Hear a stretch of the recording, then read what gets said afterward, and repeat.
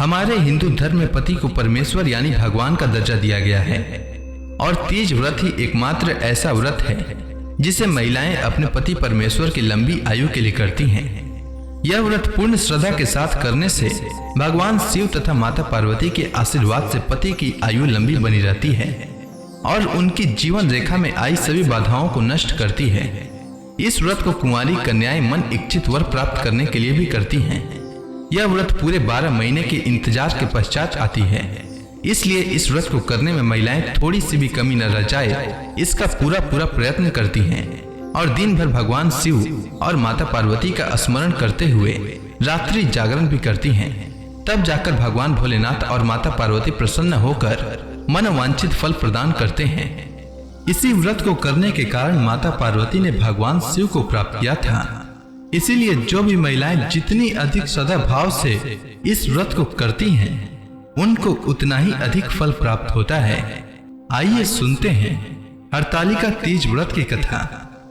सूत जी कहते हैं, मंदार की माला से जिनका केश पास अलंकृत है और मुंडों की माला से जिनकी जटा अलंकृत है, जो दिव्य वस्त्र धारण की हैं और जो दिगंबर हैं, ऐसे श्री पार्वती जी तथा श्री शिव जी को प्रणाम करता हूँ। रमणीक कैलाश पर्वत के शिखर पर बैठी हुई श्री पार्वती जी कहती हैं, हे महेश्वर, हमें कोई गुप्त व्रत या पूजन बताइए जो सब धर्मों से सरल हो, जिसमें परिश्रम भी कम करना पड़े लेकिन फल अधिक मिले। हे नाथ, यदि आप मुझ पर प्रसन्न हो तो यह विधान बताइए।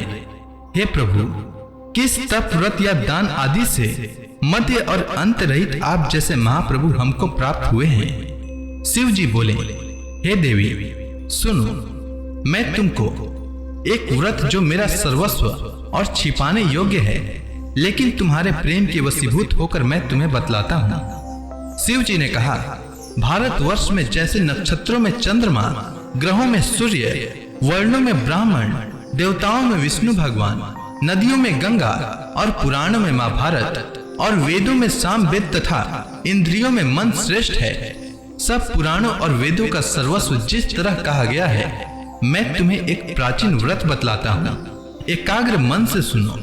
जिस व्रत के प्रभाव से तुमने मेरा आधा आसन प्राप्त किया है वह मैं तुमको बतलाऊंगा, क्योंकि तुम मेरी प्रेयसी हो। भाद्रपद मास में हस्त नक्षत्र से युक्त शुक्ल पक्ष की तृतीया तिथि को उसका अनुष्ठान मात्र करने से स्त्रियां सब पापों से मुक्त हो जाती हैं। हे देवी, तुमने आज से बहुत दिनों पहले हिमालय पर्वत पर इस व्रत को किया था, यह वृतांत मैं तुमसे कहूंगा। पार्वती जी ने पूछा, हे नाथ, मैंने क्यों यह व्रत किया था, यह सब आपके मुख से सुनना चाहती हूँ। तब भगवान शिव ने कहा, उत्तर की ओर एक बड़ा रमणीक और पर्वतों में श्रेष्ठ हिमवान नामक पर्वत है। उसके आसपास तरह तरह की भूमियां हैं, तरह तरह के वृक्ष उस पर लगे हुए हैं, नाना प्रकार के पक्षी और अनेक प्रकार के पशु उस पर निवास करते हैं। वहां पहुंचकर गंधर्वों के साथ बहुत से देवता, सिद्ध, चारण, पक्षीगण सर्वदा प्रसन्न मन से विचरते हैं। वहां पहुंचकर गंधर्व गाते हैं, अप्सराएं नाचती हैं। उस पर्वत राज के कितने ही शिखर ऐसे हैं कि जिनमें स्फटिक, रत्न और वैदुर्य मणि आदि की खाने भरी है। यह पर्वत ऊंचा तो इतना अधिक है कि मित्र के घर की तरह समझकर आकाश का स्पर्श किए रहता है। उसके समस्त शिखर सदैव हिम से आच्छादित रहते हैं और गंगा जल की ध्वनि सदा सुनाई देती रहती है। हे पार्वती, तुमने बाल्यकाल में उसी पर्वत पर तपस्या की थी। 12 वर्षों तक उल्टी टंग कर केवल धुआं पीकर रही, 64 वर्षों तक सूखे पत्ते खाकर रही। माघ मास में तुम जल में बैठी रहती, सावन महीने में जल बरसता तो तुम भूखी प्यासी रहकर मैदान में बैठी रहती थी। तुम्हारे पिता इस तरह के कष्ट सहन को देखकर बड़े दुखी हुए।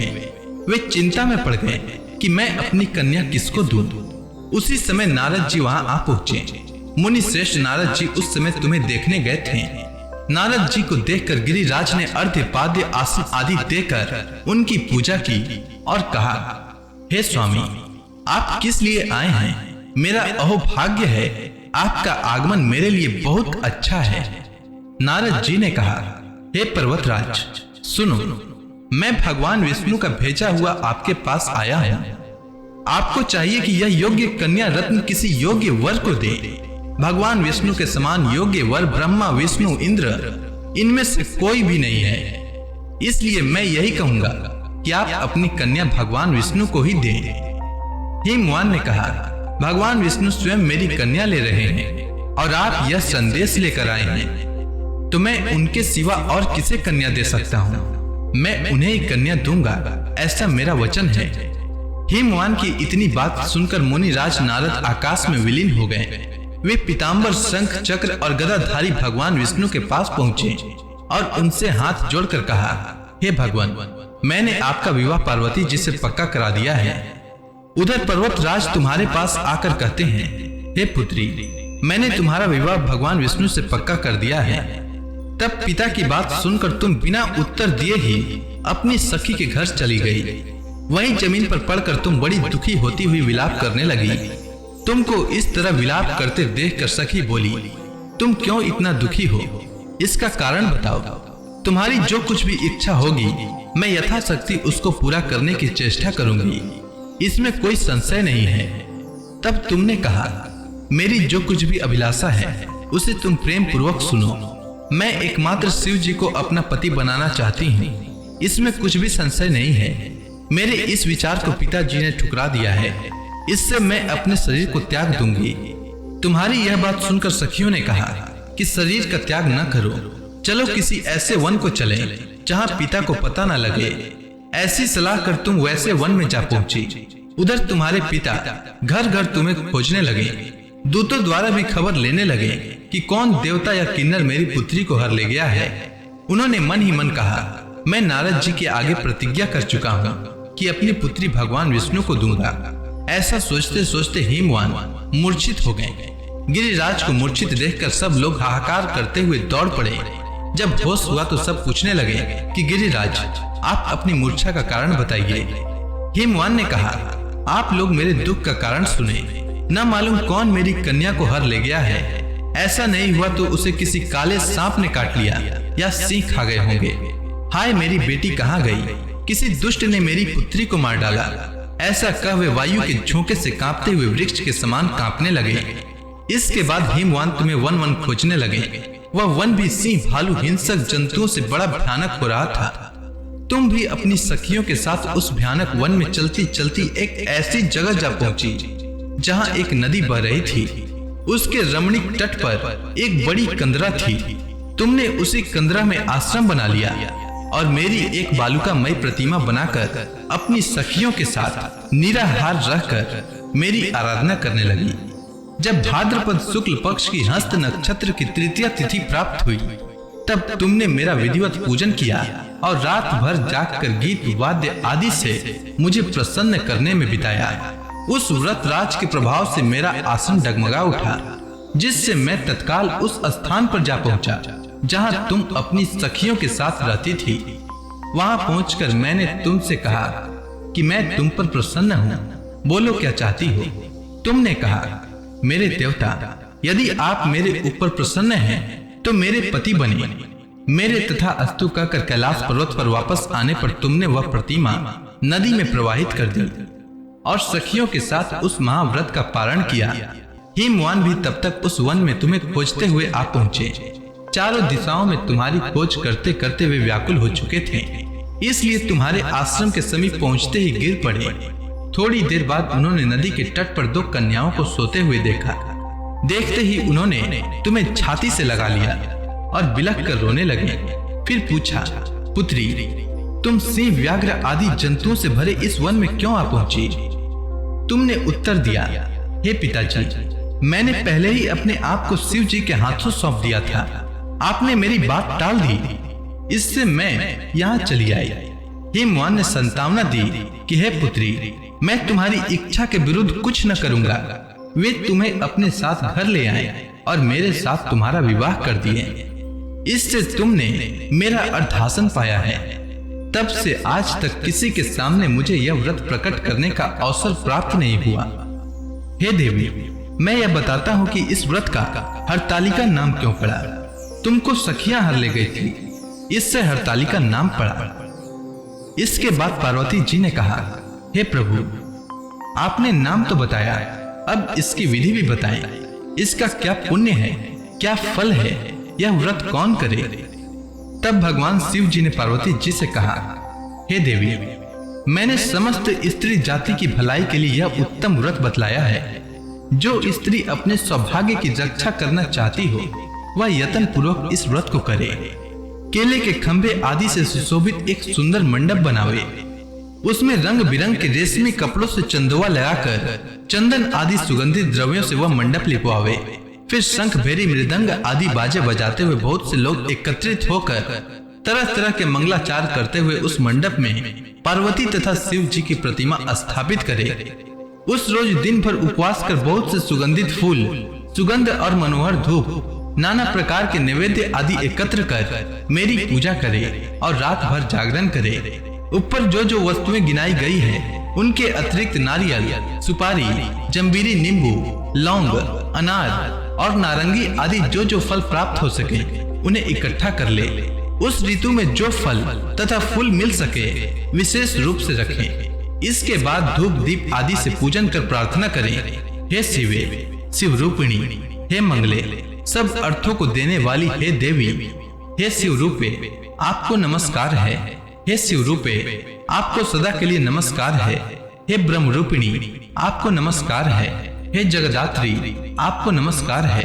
हे सिंह वाहिनी, संसार के भय से भयभीत मुझ दिन की रक्षा करें। इस कामना की पूर्ति के लिए मैंने आपकी पूजा की है। हे पार्वती, मुझे राज्य और सौभाग्य दे, मुझ पर प्रसन्न होवे। इन्हीं मंत्रों से पार्वती तथा शिव जी की पूजा करें। तदंतर विधि पूर्वक कथा सुने और ब्राह्मण को वस्त्र, गौ और स्वर्ण आदि देवे। इस तरह एक चित होकर स्त्री पुरुष दोनों एक साथ पूजन करें। फिर वस्त्र आदि जो कुछ हो उसका संकल्प करें। हे देवी, जो स्त्री इस प्रकार पूजन करती हैं वह सब पापों से छूट जाती हैं और उसे 7 जन्म तक सुख तथा सौभाग्य प्राप्त होता है। जो स्त्री तृतीया तिथि का व्रत न कर अन्न भक्षण करती हैं तो वह 7 जन्म तक बंध्या रहती है और उसको बार बार विधवा होना पड़ता है। वह सदा दरिद्र, पुत्र शोक से शोकाकुल, स्वभाव की झगड़ालू, सदा दुख भोगने वाली होती है और उपवास न करने वाली स्त्री अंत में घोर नरक में जाती है। मांसाहार करने से बाघिन, दही खाने से बिल्ली, मिठाई खाने से चींटी और कुछ खाने से मक्खी होती है। तीज को अन्न खाने से सुकरी, फल खाने से बंदरिया, पानी पीने से जोंक, दूध पीने से सांपिन, उस रोज सोने से अजगरी और पति को धोखा देने से मुर्गी होती है। इसलिए सभी स्त्रियां व्रत अवश्य करें। दूसरे दिन स्वर्ण, चांदी, तांबा अथवा बांस के पात्र में अन्न भरकर ब्राह्मण को दान दें और पारण करें। जो स्त्री इस प्रकार व्रत करती हैं वह मेरे समान पति पाती हैं और जब वह मरने लगती है तो तुम्हारे समान उसका रूप हो जाता है। उसे सब प्रकार के सांसारिक भोग और सायुज्य मुक्ति मिल जाती है। इस हरतालिका की व्रत कथा मात्र सुन लेने से प्राणी को 1000 अश्वमेध और सैकड़ों वाजपेय यज्ञ करने का फल प्राप्त होता है। हे देवी, मैंने यह सब व्रतों में उत्तम व्रत बतलाया है जिसके करने से प्राणी सब पापों से छूट जाता है। इसमें कुछ भी संशय नहीं है। तो इसी के साथ हरतालिका तीज व्रत कथा पूर्ण होती है। तो प्रेम से बोलिए भगवान भोलेनाथ की जय, माता पार्वती की जय, समस्त देवी देवताओं की जय। अब आप सभी हाथ जोड़कर भगवान शिव का स्मरण करें, आरती होने वाली है। जय शिव ओमकारा, प्रभु जय शिव ओमकारा। ब्रह्मा विष्णु सदा शिव, ब्रह्मा विष्णु सदा शिव, अर्धांगी धारा। जय शिव ओमकारा। एकानन चतुरानन पंचानन राजे, प्रभु पंचानन राजे। हंसासन गरुड़ासन वृषवाहन साजय। जय शिव ओमकारा। 2 भुज 4 चतुर्भुज 10 भुज अति सोहे, प्रभु 10 भुज अति सोहे। तीनों रूप निरखते त्रिभुवन जन मोहे। जय शिव ओमकारा। अक्षमाला बनमाला मुंडमाला धारी, प्रभु मुंडमाला धारी। चंदन मृग मद सोहे भाले शुभकारी, जय शिव ओमकारा। श्वेतांबर पीतांबर बाघंबर अंगे, प्रभु बाघंबर अंगे। ब्रह्मादिक संकादिक प्रेतादिक संगे, जय शिव ओमकारा। कर के मध्य कमंडलु ओ त्रिशूलधारी, प्रभु ओ त्रिशूलधारी। सुखकारी दुखहारी जगपालनकारी, जय शिव ओमकारा। ब्रह्मा विष्णु सदा शिव जानत अविवेका, प्रभु जानत अविवेका। प्राणवाक्षर में शोभित ए तीनों एका, जय शिव ओमकारा। त्रिगुण स्वामी की आरती जो कोई नर गावे, प्रभु जो कोई नर गावे। कहत शिवानंद स्वामी मनवांछित फल पावे, जय शिव ओमकारा। जय शिव ओमकारा, प्रभु जय शिव ओमकारा। ब्रह्मा विष्णु सदा शिव अर्धांगी धारा, जय शिव ओमकारा। तो प्रेम से बोलिए शंकर भगवान की, माता पार्वती की, हर हर महादेव। हर महादेव।